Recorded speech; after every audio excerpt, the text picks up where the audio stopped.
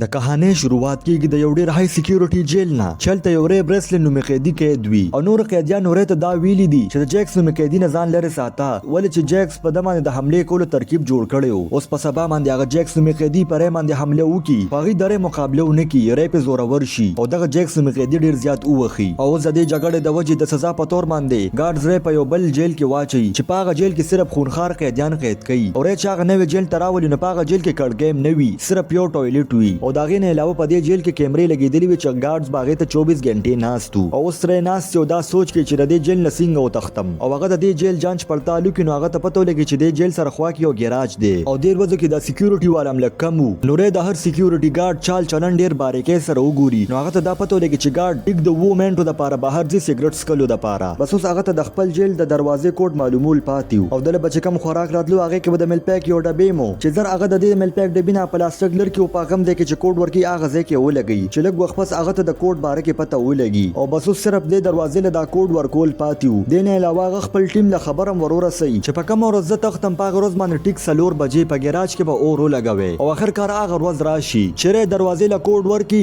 او دروازه کولاو کی او دې نه پس هغه د پایپ په لاره باندې د ګیراج طرف ته لاړ شي او بل خو دغه ټیم هغه سیو کې چې کوم وترې ویلو چې سره د ټول ګارډز او قیدیانو دیان هغه طرف ته شي چې دې نه پس فایر بریګیډ والا راشي او دغه ګاډي د لاندې نخلي او دغه ځای نه وزي آخر کار دغه مرګري ابيګیل او هش دغه پس راغلی او لږ مخکې تلو نه پس هغه یو خالي ځای کې پریدي او زر پولیس هغه ځای ته راورسي چې دې کې یو لیسټر نومې سړی راشي او هغه دی پولیس ته وایي چې ری پرېږده او دې نه پس ری او لیسټر هغه جیل ته راشي او دغه هډ سره خبره کوي نو دلته موږ ته دا خلاصه کیږي چې ری په خپله د سکیورټي کمپنۍ مالک وي او هغې به د مختلف جیلونو سکیورټي جانچ پړتال کوو او ری یو مجرم نه وي بلکې هغه په خپل ځان نه قیدي جوړ کړی او د جیل سکیورټي جانچ دپاره تللی و چې د دې جیل سکیورټي نور هم مضبوطه کي او ری د دومره جیلونو نه تښتېدلي وي چې هر چاته لګېدو چې دې هر جیل نه تښتېدی شي او آخر کار دی 15 میاشتې پس خپل افیس ته راشي او هغه خپل مرګرو سره لګپ شپ ولګي او دې نه پس دغه پارټنر لیسټر هغه یو جیسیکا نومي جینۍ سره ملو کی او جیسیکا اصل کې د دې لپاره راغلی وه چې یو ډېر د خفیه او های سکیورټي جیل جانچ وکړي خو د هغې شرط دا و چې د دې جیل باره کې به د ده مرګرو ته جانکاري نه وي د دې کار دپاره جیسیکا $100 ورکولو دپاره تیاره وه خو د دا هر څه ټیکو نه لګېدل خو لیسټر یې پوهېږي د هغې د وجې دی راضي شي دغه جیل تلو دپاره دې نه پس د هغه آی ډي جوړه کړي چې هغې کې د ده بیل پهچان وي او ابیګیل د ده په لاس کې یو ټریکر ولګوي خو زر په ده باندې څوک حمله وکړي او دی بېهوشه کړي او د ده د لاس نه هغه ټریکر وباسي او چې د ده سترګې غړېږي نو دی په هغه جیل کې وي ولې چې ده ته پته ونه لګي چې دا جیل کم ځای کې دی دې نه پس چې د ری سترګې وغړېږي نو هغه د یو شیشې په جیل کې بند دي او هغه چې خوا دې خوا ګوري نو نور قیدیان هم هغه ځای کې قید شوي وي دې نه پس د ری ملاقات د جیل وارډن هوپ سره وشي خو دلته یې ری ته ویلي و چې د جیل وارډن نوم به مارش وي نو دلته اوس ری پوه شي چې ضرور څه ګړبړ دي دې نه پس ری هغه خاص کوډ ووایي چې د ایمرجنسي په دوران کې به دې د جیل نه وښکو خو دلته دا هوپس پې پوه نه شي او هغه دې جیل ته ولیږي بل خو ابیګیل او هش پوره کوشش یې کو د ری د پته لګولو او په جیل کې ری وګوري چې د ګارډ کپړې یو شان دي او هغې ماسکونه هم یو شانه چولي دي او د هغې چې کله هم زړه وغواړي نو قیدي ډېر زیات وهلی شي او اوس د ری ملاقات یو ایمیل نومې قیدي سره وشي او ایمیل ورته دا ووایي چې ما څه جرم نه دی کړی خو د هغې باوجود هم زه قید یم ولې چې دوی زما د مالک جانکاري زما نه ویستله نو دلته ری پوه شي چې په دې جیل کې څومره قیدیان دي هغې جرم نه دی کړی او اصل کې چې کم مالدار خلک دي دا د هغې دشمنان دي د دوی په سره پیسې ورکړي دي او دی قید کړي دي دې نه پس دوی یو داسې علاقې ته ورتلل غوښتل چې هلته ډېر مضبوط قیدیان دي نو د دې د وجې دې دواړو ترکیب جوړ کو او دا دواړه په خپلو کې جګړه وکړي او آخر کار دوی په یو داسې کمرو کې بند کړي چې د هغې نه مرګ ښه په هغه کمره کې ګرمي هم ډېره زیاته وي او دومره تیز لایټ پکې ورته ولګي چې د هغې د وجې دوی بېهوشه شي او وارډن دا هر څه په کمره کې ګوري او خاندي ورپسې دې نه پس ډاکټر کایري د ری علاج دپاره راشي نو هغه چې د ری حالات وویني نو ډېر زیات پې خفه شي خو ری ته د دې جیل باره کې تپوس وکړي نو دا ډاکټر والا د دې باره کې جواب ورنه کړي دې نه پس ایمیل او ری د هغې کمرې نه راوباسي او دا دواړه چې ملو شي نو دلته ورته ری وایي چې د دې کمرې فرش چې کم دی هغه د سټیل دی او هغه ایمیل ته وایي چې ته مالې د سټیلو یو ټوکړه راوړه چې د هغې په مدد باندې زه د دې فرش دا نټونه کولاو کم دې نه پس وارډن ایمیل دروغ غواړي او د هغې مالک باره کې تپوس وکړي چې د هغه مین هینډ نوم وي نو دې چې ولې څه جواب ورنه کړي نو دا ګارډ په ټوله کسه دی ونیسي او په خوله کې ولې د اوبو یو پیپ ورکړي او ډېر زیات ظلم زیاتي وکړي خو دغه دوران کې هغه د سټیلو ټوکړې په ټولو کې کامیاب شي او بعد کې هغه راوړي او ری یې ورکړي او ایمیل د ری نه د ترکیب باره کې تپوس وکړي نو ری ورته وایي چې زما په خیال دا جیل دننه په ځمکه کې جوړ شوی دی او که موږ د دې ځای نه ومځو نو موږ به ځمکه کنو بره طرف ته به ځان رسوو نو ایمیل پوه شو چې ری د کار سړی دی او دی به ما د دې ځای نه وباسي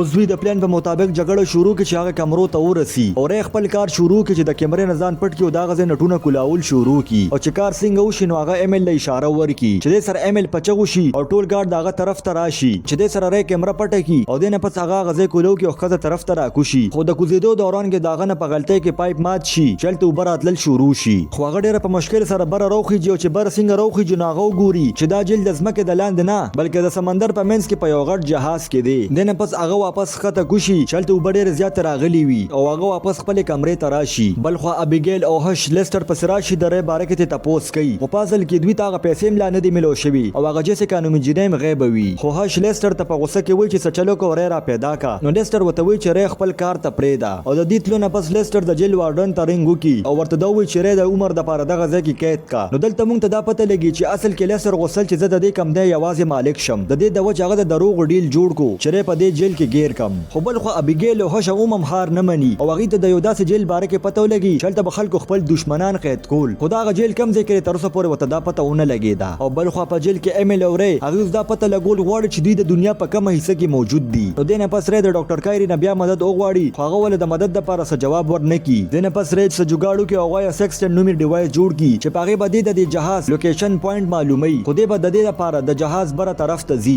دینه پس دغه ملاقات یو جاوید نومي قیدی سره وشي او داغه نه مدد وغواړي چې هغه د دې د مدد لپاره راضي شي. نو دینه پس جاوید وارډن له لاړ شي او ځان ورته د دروغ جاسوس جوړ کې ورته دا موي چې ما یو کولو زه ته ولګه چې زال ته منځو کم. دینه پس دا وارډن د منزوري ورکی او هغه د جهاز بره یې طرف ته ولېږي چې څنګه هغه بره لاړ شي. هغه د جهاز د لوکیشن باره کې پوینټ ولګي او چې هغه واپس ریل راوړي. نو ری چې حساب ولګي نو هغه ته پته ولګي چې موږ موروکو سره خوا کې اټلانټیک اوشن کې یو. نو ایمیل ورته وایي چې زما یو مرګره په موروکو کې دی او تاسو چلو که چې هغه خبر ورورسه نو هغه د خپل ټیم سره زمونږ د بچکولو د پاره راشي. دنه پس ری د ډاکټر کایری نه بیا مدد وغواړي چې هغه د مدد د پاره راضي شي ورلا او هغه چې خپل ځای ته راشي نو د کمپیوټر په مدد باندې هغه د ایمیل مرګري ته میسج ورولېږي او ورته د جیل د لوکیشن باره کې وایي. اخر کار د دوی د تختیدو ورځ راغله او جاوید وارډن ته دروغ وایي چې په بلاک A کې جګړه کې دوه والا ده. نو د دې نه پس دا وارډن ټول ګارد هغه بلاک A ته ولېږي او باقي کمرو باندې صرف دوه ګارد موجود وي. د نه پس ری ترکیب جوړ کړ په بلاک A کې هغه جګړه وکي چې د سره ټول قیدیان یو بل وهل شروع کی او د موقع نه فائدہ واخلي جاوید ری او ایمیل دا غزه نو تختی. خدلته دا وارډن په ټول جیل کې لاک ډاون ولګي او او شي دا د دې دریوانو خطونه مخکې د دې جیل د دروازې بند شي. نو هغه مجبورن واپس راشي او په هغه ټیم باندې د ایمیل مرګره د خپل ټیم سره په هلیکاپټر کې هغه ځای ته ورسېدو. د نه پس دا دریوانو د ګارد سره جنگ شروع کی او په یو بل باندې ډزې کوي چې د ډزو په دوران کې جاوید په خېټه په ډز ولګي. نو زر ری د کنټرول روم طرف ته ورشي او هغه د ټوله بجلی کټ کی.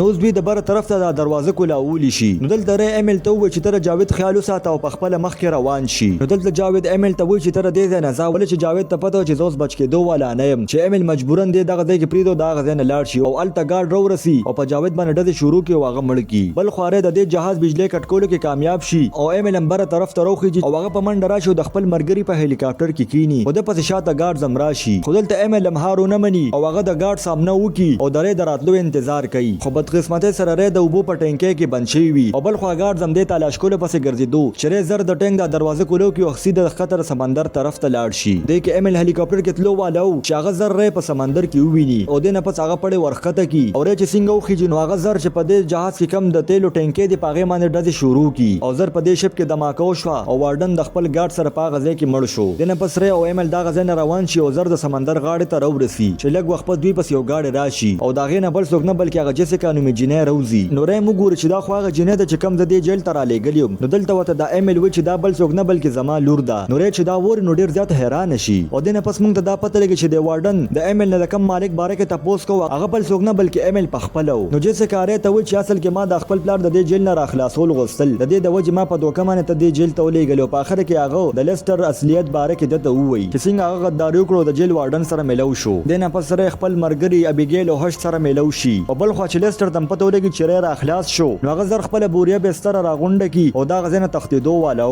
چې هش د په گاډي کې په دمانه حمله وکي او بهوش کېږي. د نه پس د لیسټر چې سترګو غړي ګناغه پاغه گاډي کې وي او دا گاډي بل ځای نه بلکې په یو غټ جهاز کې چالت ډېر کنټینر پرتی وي او دا بوس کم خوازي دا جهاز دا چاته پته نشته او د سره دا کہانی ختم شو. کو تاسو دا کہانی خوښ شوی نو دا ویډیو در سره لایک کړئ او چینل در سره سبسکرایب کړئ.